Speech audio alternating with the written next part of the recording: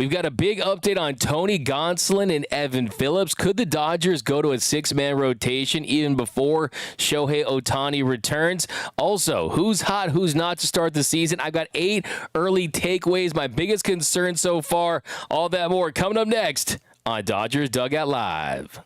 It's time for Dodger baseball. Welcome to Dodger Stadium. Dodgers win! This is the golden age of Dodger baseball. Grand slam! It's a double for Freddie. They're going to make big signings. They're going to make impact trades. This is the most anticipated season in Dodgers history. Dodgers have won it all in 2020. Pink blue, bleed blue, and I'm out. What is up, Dodgers Nation, and welcome to another episode of Dodgers Dugout Live, the #1 Dodgers show and podcast on YouTube. My name is Doug McKain, credential member of Dodgers Media. You can follow me on X and Instagram at DMac_LA. If you haven't yet, do me a huge favor, subscribe to the Dodgers Nation YouTube channel. Hit the subscribe button, hit the notification bell, hit the like button. Also, doing a giveaway on my new YouTube channel, The Big Lead. If you are a Laker fan and you want a Luka Doncic jersey, go to The Big Lead 1 and comment Luka Magic for a chance to win a Luka Doncic jersey. We're going to be giving that away very soon. Also, I've been active on the Discord. It's been really fun chatting with you guys before, during, after games, giving you guys some content when I'm at the stadium. I'm going to be at the bobblehead night tomorrow for Freddie Freeman, so I'll be throwing some stuff in there. So definitely join that Discord. Also have the Dodgers Nation VIP access for $6.99 where you can call into the show. We're doing giveaways.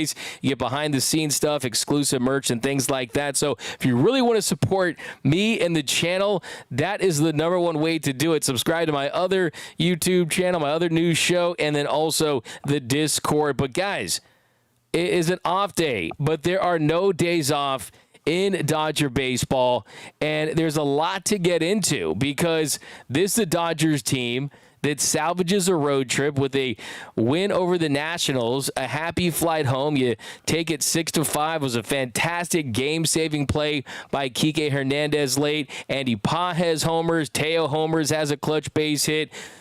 Landon Knack didn't get too much from him. 41 pitches in the first inning. Did have a great grip on the ball. Wasn't able to spot the fastball. But the Dodgers bullpen, they come up in a big way. They get 20 outs, allowed no runs. They were really fantastic for this team. But we are going to look at really where this team sits right now and just kind of really, really early takeaways and kind of point to some of the things that I think could change for this team, because I think one of the big dominoes that's going to fall in the next couple of weeks here is the return of Tony Gonsolin. And how does that impact the rotation? How does that impact the bullpen? And if you've been watching the show for a couple of weeks now, one thing I've been talking about is going to a 6-man rotation even before Shohei Otani returns. Well, yesterday, Tony Gonsolin had a really nice outing for Oklahoma City. It was the best he's looked in a long, long time. He struck out 7 batters, went 3 1/3 innings on Wednesday. It was his second rehab start, and you're just seeing him get better and better. Tony Gonsolin is on the mend. He's looking healthy again, and it looks like they're going to have to get him into this rotation sooner than later. I mean, just look at the stuff right here. You got the splitty diving down the zone, that unique split change that is such a unique pitch. Austin Barnes told me it's one of the most unique pitches that he's ever seen. Look at that. Nice split change. Diving out of the zone, gives him that look. He threw 46 pitches, got 46 swings and misses. He had 12 swings and misses on that splitty alone. 12 swings and misses on that splitty alone. And if he has that pitch and fastball command, he's going to be a player at this level. He's going to be pitching for either this rotation, another rotation. This is a guy who has an all-star team under his belt. Now, if you look at the fastball too, that's kind of a big key for him. Is it where it needs to be from a velocity standpoint? And he's hitting around 93 on average. He's never been someone that's completely velocity dependent where he has to hit 95, 96 or anything like that to go out there and be effective. But he can pump him to 95 and 96. But if you look at Tony Gonsolin throughout the course of his career, if he sat at 93 and he's spotting that while also having the feel for that split change, he can go out there and get big league hitters out at a prolific rate. For his career, he's averaged, last time we saw him in 2023, he averaged 92.4 on the heater. He also worked in that splitty, the slider, the curveball, and through one sinker. But even in 2022, 93.1. So he's back from a velocity standpoint to where he was. So that's a positive step in the right direction. The swing and miss, the efficiency. And Dave Roberts did say they're not going to rush him back from the back tightness that kept him out all throughout spring training. But Dave Roberts said that they're looking to stretch him out for 5 or 6 innings before they get him back. But let's not forget, back in 2023, when he hurt his ankle in spring training, he also missed the first month of the season. And the plan for him was to be stretched out for 4 innings in he was 5 innings in his first AAA start, and then he gets activated. So he got rushed back pretty quickly in that situation. And then now you're faced with a predicament where you're trying to keep Roki Sasaki and Yoshinobu Yamamoto on a 6-day schedule, right? As a 6-man rotation schedule where they aren't pitching on anything more than that, anything less than that. They are going to get their adequate rest. And it's not a negotiable thing, right? They are going to maintain that schedule because Yoshinobu Yamamoto, he dealt with the injury last year, the rotator cuff that cost him 3 months of the season, just about, almost that. And then Roki Sasaki, he's a rookie. He's a rookie that's transitioning from the NPB to MLB. So I think if you look at where Tony Gonsolin is, and you look at the opportunity they have for him, I could see the Dodgers bringing him up sooner than later. Landon Knack, he's going to make his next turn through the rotation. Justin Robleski, they did option him Wednesday, so he has to stay in the minors for at least 15 days unless he's replacing an injured pitcher. Bobby Miller, he is another guy that could get an opportunity down in AAA that would be one of the next guys up. You got Nick Frasso. He's gone 2 innings, 3 innings, so he's not ready if the Dodgers want to go for a bullpen game in that situation. So I think that next week against the Rockies, who knows? Maybe they go to Tony Gonsolin in that situation, because the way that the rotation sets up this weekend, you got Yamamoto, Roki Sasaki, and Tyler Glass now. Then Dustin May, he's in for next week. But we'll see what happens with Blake Snell. Is it really going to be the minimum? The soonest he can come back, I believe, off the top of my head, it's April 18th, right? So the way they backdated. So if he's back at that time, then I think that this kind of figures itself out, but I could see them bringing up Tony Gonsolin a lot sooner than which was originally anticipated because of how good he looks and because of the injury to Blake Snell. There's no reason to rush Blake Snell back. And the bottom line is, I think you got to get Tony Gonsolin and Dustin May in there as soon as possible, because I almost think you're evaluating those two guys. And Dustin May, he's checked off a lot of boxes early on when it comes to just being effective. The strikeout stuff has not been there, but ground ball outs, getting soft contact, still above average, velocity above average stuff at multiple pitches. So I think when you look at this entire rotation, it always kind of figures itself out because guys do get injured, and that's just the harsh reality of rotations in 2025. But I also do think that putting Gonsolin, Dustin May in the rotation at the same time really gives you an opportunity to really just evaluate those guys and determine what you want to do when everyone becomes healthy, because the biggest domino in all of this is Shohei Otani. And Shohei has gotten back to throwing. He went 32 days between throwing off a mound between February 25th to March 29th. He was active in between. He was throwing on flat ground, but he essentially went completely back into build-up mode. And it started from the bottom. Imagine him just going right into spring training, doing no buildup. That's essentially where he was in the buildup. He did throw a bullpen session on March 29th. He threw around 20 pitches. Dave Roberts said after that they're, quote, a ways away. And then Shohei said that they're going to prioritize the hitting aspect as they're getting into the season, and it's to get a little breather mentally and physically on the pitching side of things. So Dave also had that to say about the whole process. So really, what the schedule is going to look like for Shohei Otani is he's going to be throwing full bullpen sessions every Saturday. He's going to throw a light bullpen in between, and they're going to try to continue to ramp him up, throw some more breaking balls, sweepers, and just continue to just build that feel back, get that build up, get the stamina where it needs to be. But they did not put a timetable on his return. They're not going to do that. And I think that the reason why they're doing that is they're saying, hey, 100 innings at this point almost seems unlikely. 10 starts seems like it could be the max. So considering those things, you're auditioning, I think, for some more spots in that rotation. And the kicker in that is that you have two guys in this rotation in Yamamoto and Roki Sasaki that even without Shohei Otani, a six-man rotation makes sense. So you also have to consider the fact, too, if you look at the bullpen right now, Evan Phillips, who is not as close as we thought he was going to be, based on his recent appearance, Evan Phillips, he ends up coming back a little on the later side. Well, who was supposed to be his seed filler, right? Luis Garcia, him or Michael Kopech. Well, do you really need Luis Garcia? He's someone that's always been on the expendable side. So maybe you do say, okay, hey, we got other options. We don't need to necessarily go that route. And for Evan Phillips, he made his third appearance for the Oklahoma City Comets.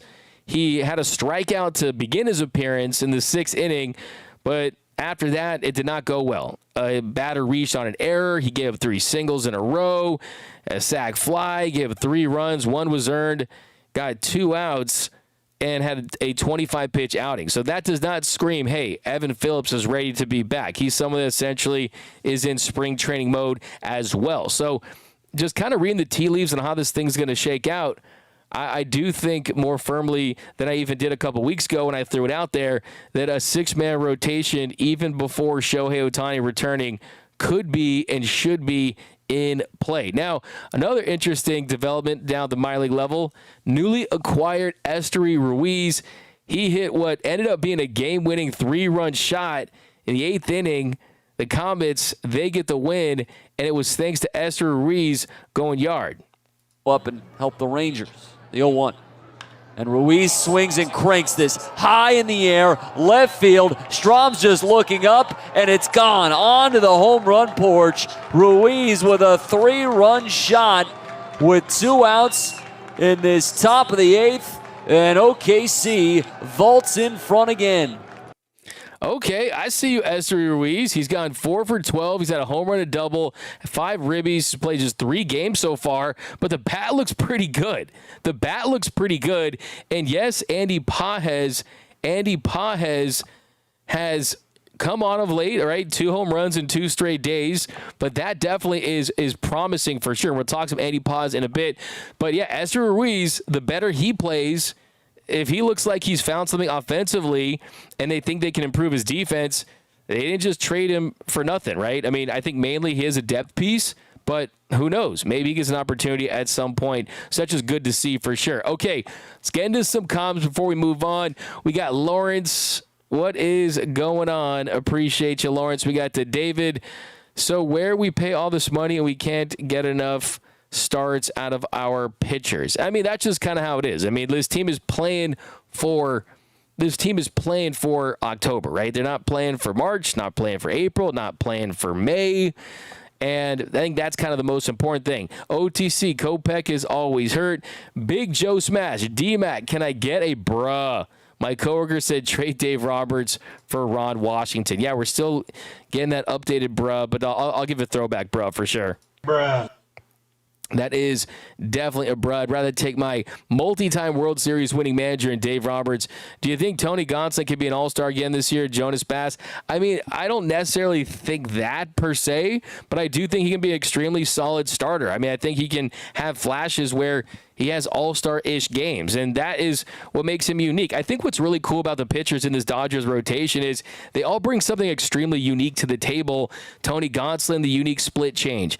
Dustin May, the otherworldly run on his two-seam fastball, and his newly increased usage sweeper, things that he brings. I mean, you just go down the list. Roki Sasaki's splitter that has 500 RPM. It's just an insane knuckleball split that can go east and west and tumble and just acts like a knuckleball at times. Yoshinobu Yamamoto with the low release point and the yo-yo curve. The way he's spotting the fastball. Tyler Glasnow's curveball, it's right behind Devin Williams' airbender when it comes to stuff plus as one of the most effective pitches in the sport when he's right. Clayton Kershaw's slider, his Uncle Charlie, his Cooperstown curve, Blake Snell's slider, and the way his stuff plays. So, yeah, I mean, it's incredible when you look at just this entire rotation.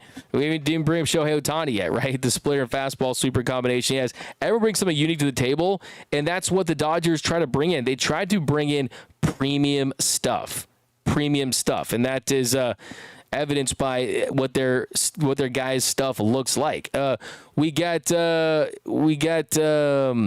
Osterberg in the chat. What's up, Craig? Emma, can we please get Buehler and Flaherty back? Hey, Flaherty actually pitched pretty well the other day. I think he had a 10 strikeout game going against Max Fried. He had 11, he had 10. But I think Roki is throwing a fork, not a splitter. Oral said that in his interview also. Yeah, I mean, a fork is a little different in the sense that the grip is a little more outside the ball, almost kind of like Hideo Nomo threw it. It's still going to be charted as a splitter, really, to be honest with you. But yeah, it's kind of more about the definition of it. I think it's called the unicorn pitch. I really do. I think Roki's splitter fork is really the unicorn pitch because you look at the way he grips it, it goes all the way back to his palm, and then he kind of splits his finger out wide.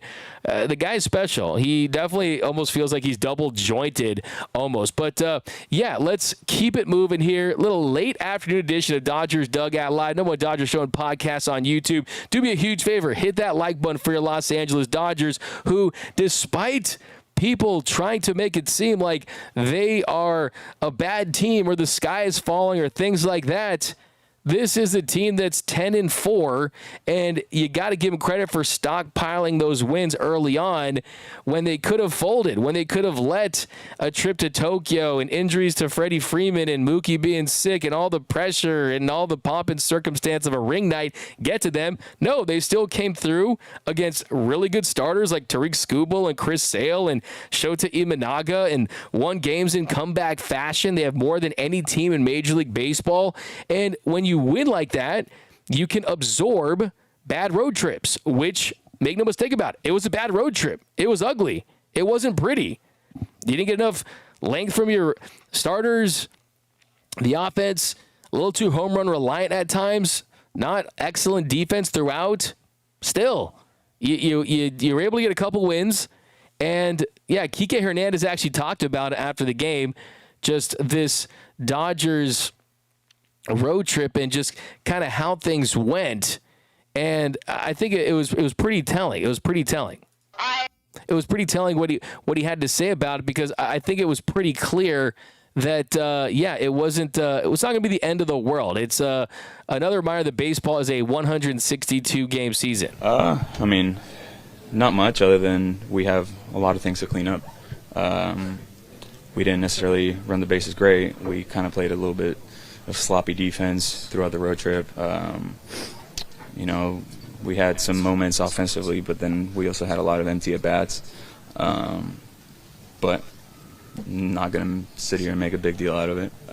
We just had a tough week, and today was a nice way to end a tough road trip. Yeah, I mentioned the at-bats. I mean, you had a game where you struck out 15 times as a team. You might not see that for the rest of the season. And quite frankly, this team's hitters are too good that you shouldn't see that for the remainder of the season. The White House getting up early. By the way, I remember that clip with Cody Bellinger. I missed that clip. Hey, what's up, CT? Paper chaser. We're at the White House. The White House. Kept saying the White House. At the White House. I miss Cody Bellinger. But, yeah, you're at the White House, getting up early. Baseball players, a lot of them, they go to bed late. The adrenaline that they have, you're getting up 12 o'clock and you're rolling out to the ballpark, wherever it may be. So, yeah, I think for them it was just a little disruption in their schedule and just kind of the buildup of all these weeks of being a World Series champion, the early season benefits and consequences, quite frankly, of that. Now, let's get into some takeaways, some early season takeaways, and we'll start with, let's do a who's hot, who's not. Who's hot, who's not. Let's take a dive into the numbers to see how guys are faring early on in this season. Who's gone off to the best starts, who's leading the team in certain categories, because yes, things are trending in certain ways, but if you look at the totality of stats, I think they give a good starting point of how productive guys have been at the plate. Got to start with Tommy Edman. Tommy Edman, he leads the team with Teoscar Hernandez with 5 home runs. He has a 138 weighted runs created plus. That's 6th on the team. Offensively, you've seen the slug go up. He's on pace for career numbers in the slug department, from doubles to triples to home runs. He's been great. Who has been the other best hitter on this team? I mean, you got to look at Teoscar Hernandez. Teoscar Hernandez is having an even better start this year than he did last season. He's hitting .283, slugging .623.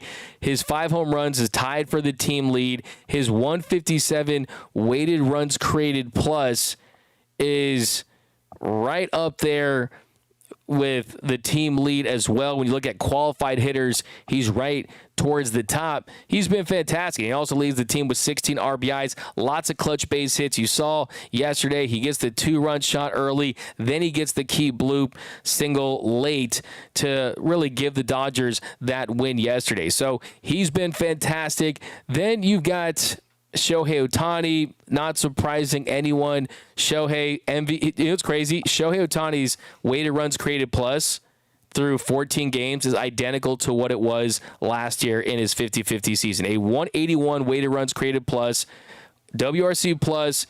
It's a great measure of overall offensive production. It's where 100 is league average, and Shohei is 81% above league average when it comes to overall offensive production. If you want some old school stats, 315 batting average. He's batting over 300. He's slugging .593.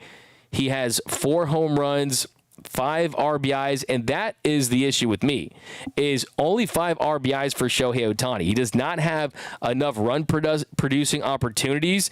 You need to do a better job if you're Andy Pages and the rest of the bottom of this Dodgers order of getting runners on base to allow him the chance to hit guys home. So that's an issue. I mean, he's going to be batting leadoff for you, and he's your most explosive hitter. You're going to want him to hit more, especially when he's going to be stealing a lot less bases by design this season. So we'll see how long that plays for this team. Will Smith's gotten off to a really good start. Smitty, no one's talking about this. Smitty, through 12 games, is hitting .353 with a 190 weighted runs created plus.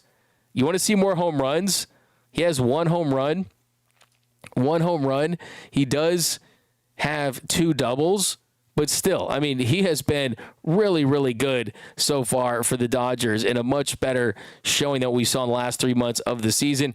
Mookie hitting .310, 167 weighted runs created plus, 3 home runs, 11 games he's missed time due to the flu. I think they're to the stomach issue he was dealing with, and I think for Mookie, the key is, do the numbers stay consistent while he continues to play shortstop, and does the physicality of that position ever bleed into him playing that position and him hitting at the plate? As long as he's hitting, you can justify a shortstop that's near league average. Yesterday, he made his best play at shortstop. It was a Paul DeYoung ground ball hit into the hole. He makes a great play on the backhand, sets his feet, makes a strong throw to first. I think the instincts are getting better. It's just reading swings in games. So I think that's positive. The fact that if offensive numbers were there, if the numbers were down offensively and he was average shortstop, I'd start to ask, hey, maybe that's putting too much pressure on him mentally to go out there and perform. So far, so good. Conforto has been a little bit of a slump the last couple days, but still 134 weighted runs created plus. He has 2 home runs, tied for the team lead with 4 doubles. Freddie Freeman, think about this. For all these people saying, oh, the Dodgers are this, Dodgers are that, World Series hangover, blah, blah, blah. They're on pace for 116 wins, and Freddie Freeman, their best hitter, make no mistake about it. When it comes to just pure hitting, Freddie Freeman is their best pure hitter. He's played in just 3 games. He's had just 12 plate appearances. So in those 12 plate appearances, he's been great.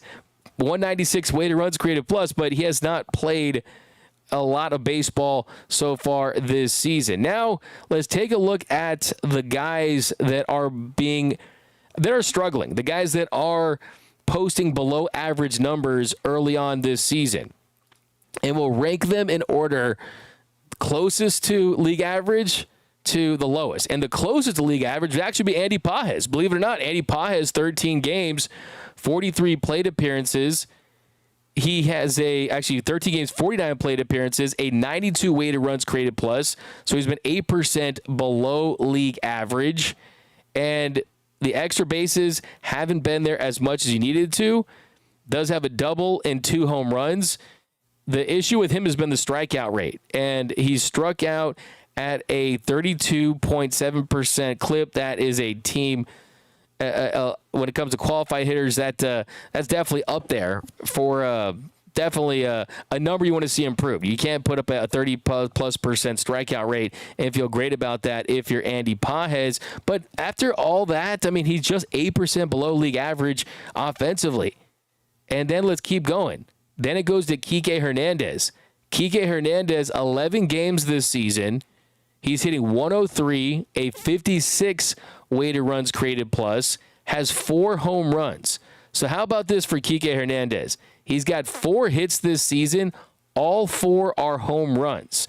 Dave mentioned wanting to see him get a couple more base hits here and there. We'll see if he can kind of balance things out. He's been invaluable as a first baseman, literally saved the game for the Dodgers yesterday. And I think for him to be optimized in a situation where he's not stuck at first and you can kind of move him around a little bit, I think that could help his offense too. Then there's Max Muncy. Max Muncy, 13 games, 49 plate appearances. Muncy's hitting 174. He's been 60% below league average with a 40 weighted runs created plus. He's striking out at a 42.9% clip.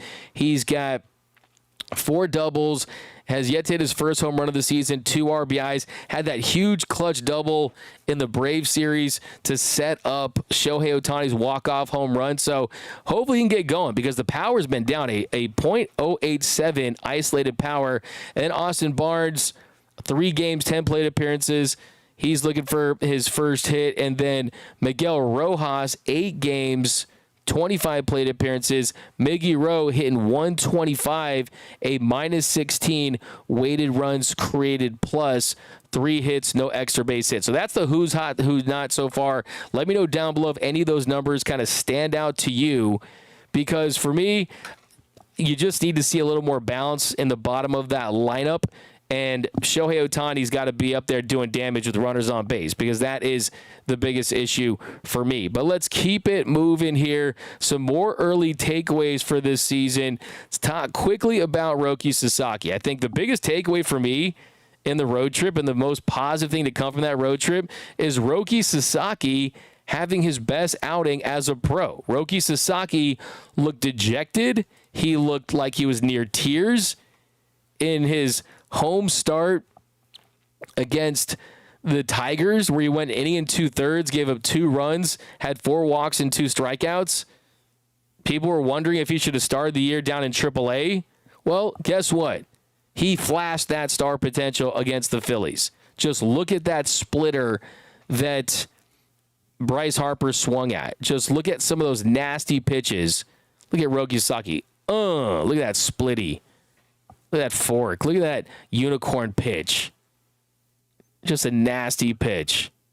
And I think the big difference for Roki Sasaki, and my big takeaway here, is Roki Sasaki is more WIP than MVP, right? He's more work in progress right now. And that's okay because he's 23 years old.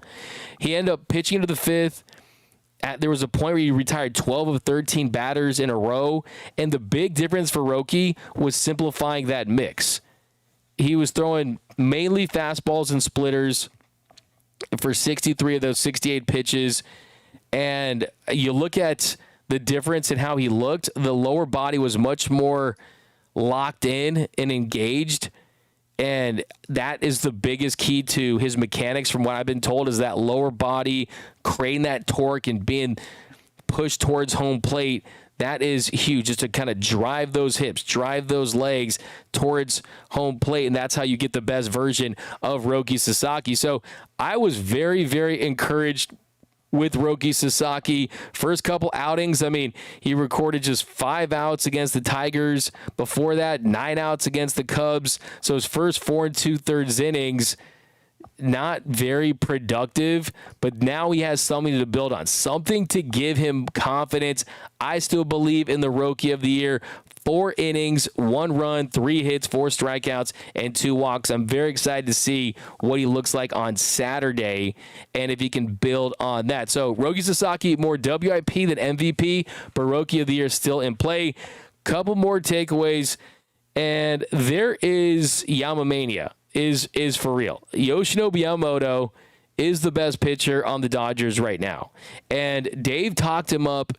He said that he made a lot of leaps during spring training. They were singing his praises all throughout, and he's delivered so far. He has been incredible. He's given up just 3 earned runs. He's struck out 19 batters in 16 innings. Yoshinobu Yamamoto is really looking like already he's one of the best pitchers in baseball.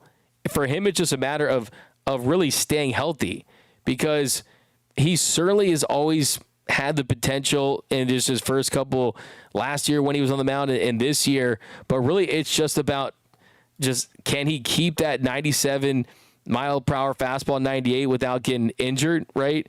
Can he do that? I think that, for me, is kind of the big thing with Yamamoto. As long as he's got the power with the fastball and the command, then I think that he certainly has the potential to finish top 5 in the Cy Young voting. Because, look, this team has too much talent to where you say, okay, I mean, they're going to have someone that finishes in the top. And if he stays healthy, he's certainly that guy. I mean, through 3 games, 3 starts, Yoshinobu Yamamoto, a 1.69 ERA. So that's very impressive. The FIP, expected stuff, a little on the higher side, so maybe that evens out a little bit. A 2.97 expected ERA. That's based on kind of the quality of contact he's given up, at a 3.38 FIP. So that's we'll see how that kind of plays out. But still, he's looked great, and I think that he's the Dodgers' best pitcher to start this season. Now, the interesting thing is the defense. Is the defense overrated or underrated as far as a concern? Because I know that people freak out about the Dodgers defense, and yes, the pimple on the supermodel is the Dodgers defense, because you look at so many positions around the diamond, it's either average or below average. Start with third base.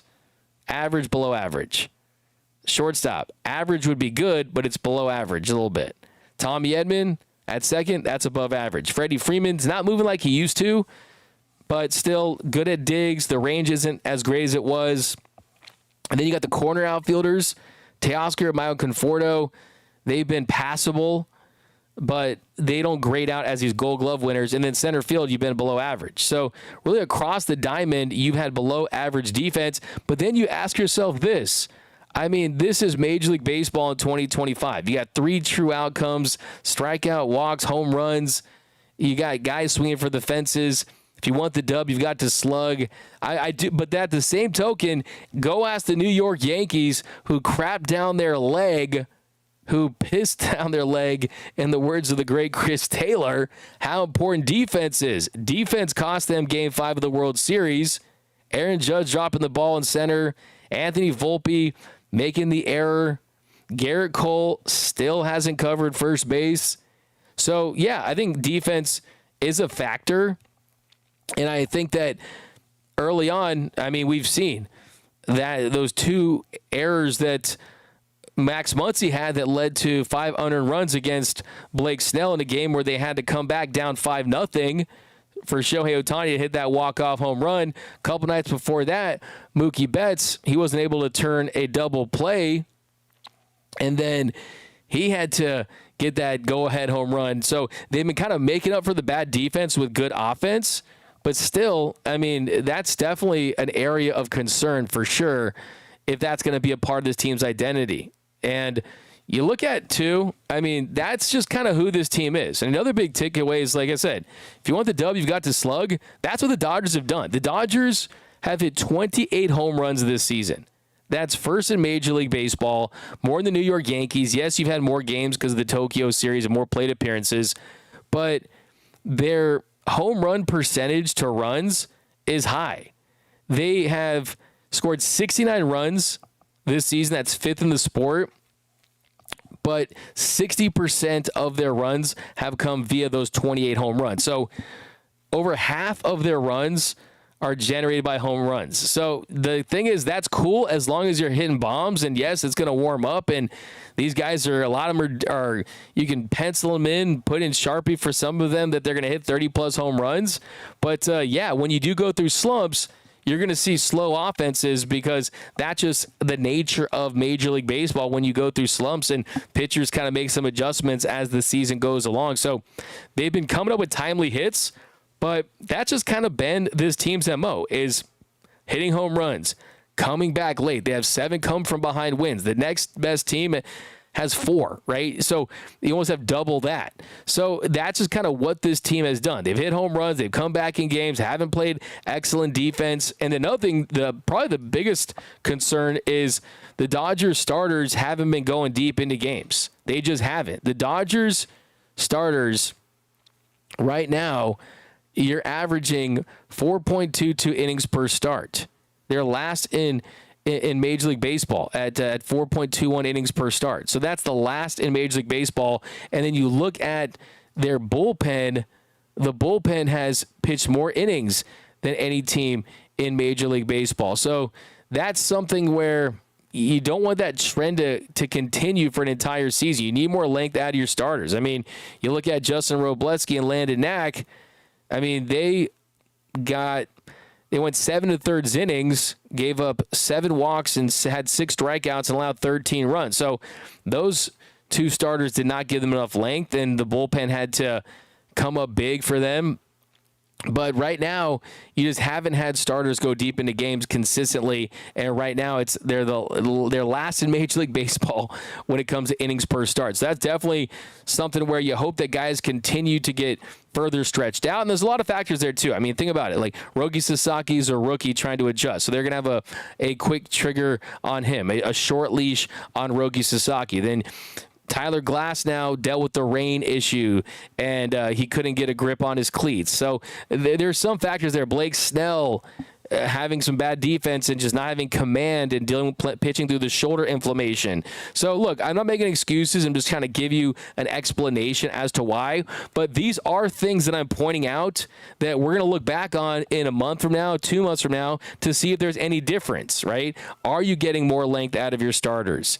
Is your bullpen continuing to go out there and perform even though they're pitching more innings than anyone else in Major League Baseball? Is that truly a sustainable model? I think that isn't, right? You definitely want to preserve them for sure.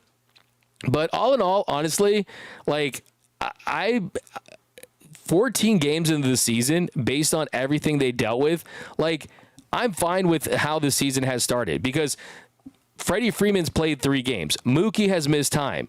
You're working in a rookie pitcher in Roki Sasaki. You're having your big offseason starting pitcher acquisition pitch through shoulder inflammation. I mean, this team has not gone close to 100%, and they're still winning at a 116 win clip. And they're coming back home to Los Angeles to play a series against the Cubs, against the Rockies. So stack dubs at home. And let's not forget, I mean, this is a team last year, you got swept twice. Got swept by the Phillies. You also got swept by the Cincinnati Reds. And you also swept teams 7 times, which is the second most in baseball behind the Phillies, who did it 8 times. So this team is going to be just fine. You just got to get completely healthy. And what we're going to monitor is center field and shortstop. And that's going to be the conversation. But right now, I think that the Dodgers are in a pretty decent place, but we'll see what happens. I think that Andy Pages, just when you thought he was done, just when you thought that maybe it was time to make a rash decision, he hit 2 home runs in 2 consecutive games. I think that he bought himself even more time than he already had just because of that success. I mean, look, just because you won a World Series last year doesn't mean it's going to be easier the year following. But, all right, guys, so that's my piece. So let's go to you guys. Those are my takeaways. So some early takeaways, early concerns so far. And then let's drop your comments down below. I like this about Bo Bichette. Tom V. Bichette may trade is wishful thinking. Trade by an idiot sports person.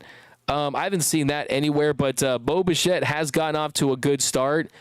Bo Bichette early on this season looks a lot better than the Bo Bichette that we saw last season. He struggled all throughout last year. This year is looking a lot better through 13 games, hitting .291.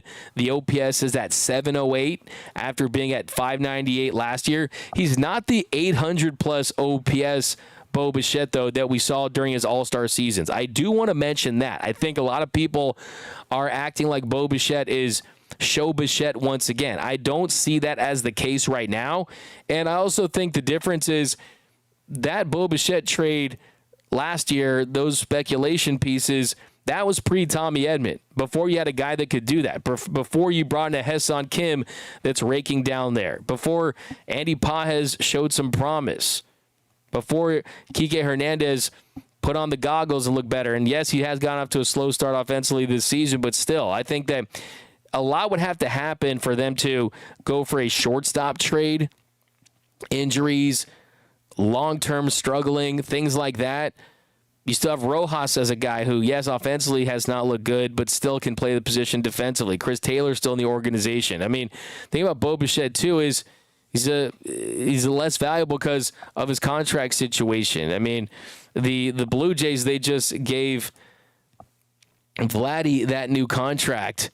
So, I mean, what does that mean for Bo Bichette? But Bo Bichette, I mean, he is under team control for just the remainder of this season. He'll be a UFA. So I think that's kind of a factor as well.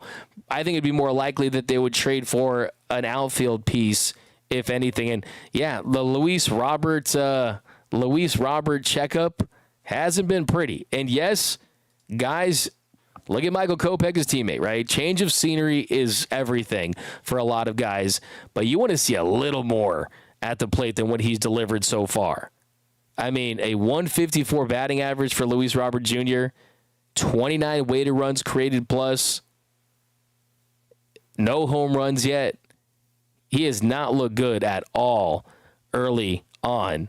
And with a guy that you'd be committed to for a couple more seasons at least, you definitely would want to see a little more out of him. Let me see how his expected stuff looks, though. Let me look a little more under the hood for Luis Robert Jr. It's still super early, guys. Let's just mention that again and again and again. We are in the opening credits. We're not even at the first scene yet, it feels like. I mean, maybe 5 minutes into the movie. That's about it. But the bat speed is still really good for Luis Robert Jr., 95th percentile. The barrel percentage above average at 67 percentile. But, yeah, does not look as good as what we've seen from him in years past. It definitely does not look like, I mean, when he was at his best a couple of seasons ago, I mean, it was all red when it came to expected slug and expected batting average and things like that. Even last year, the expected stuff was down. So, yeah, I mean, I really do want to kind of reach out to some people that cover the White Sox and kind of figure out what's going on with him. But right now, it's not looking awesome. Here we go. We got really Muncie. Is he done? I wouldn't say that. Ray, I hate that Paz bought himself more time, to be honest. Get that trade value up, I guess. Steve Schmidt, Bo Bichette sounds like Han Solo's enemy. It's a fired take. Alex Freeland, yeah, he's an up-and-comer. Ricky Flores for sure. We got BC. What's up, BC? Bob D. Catman channeling his inner Tanner Scott. Yeah, they kind of got the same vibe, right? Anthony Bonda, the barber. You see Anthony Bonda buzzed Tony Gonsolin's hair off. So that was pretty interesting. Douglas Spencer pitching to a shrinking strike zone. Snell spoke about adjusting to his bread and butter with hitting the top of the zone, but now the zone has changed. Yeah, I did mention that, Douglas, over on Facebook. Great name, by the way. And yeah, that's something that stood out to me when he talked about it, is that this has been something that has been an issue in Major League Baseball for the last couple of years. Antonio Randazzo, he was the home plate ump that day, and he felt like he was executing his pitches at the top of the zone, but we're not getting that call.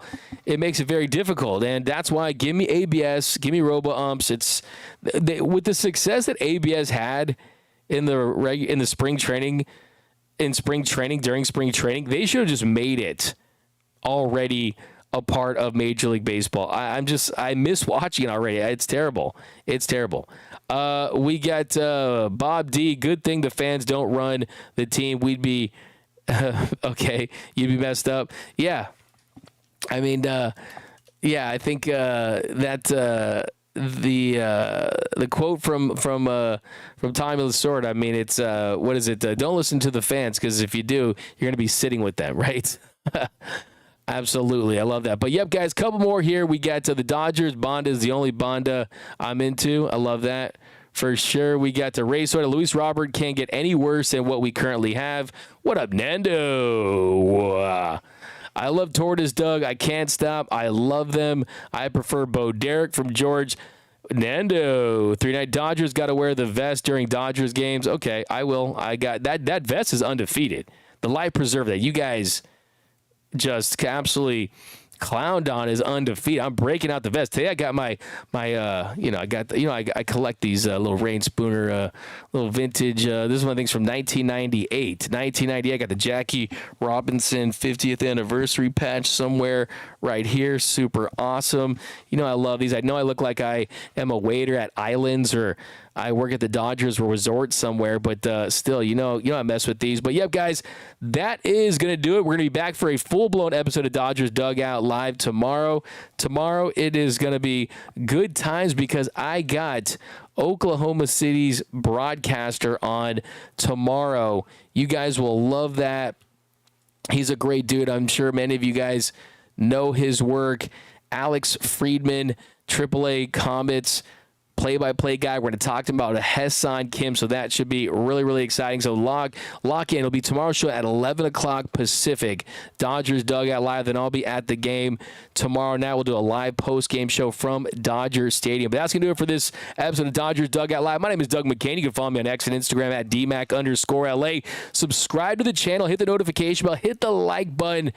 Also, remember, there's nothing, absolutely nothing that brings together quite like Dodger baseball. And until next time,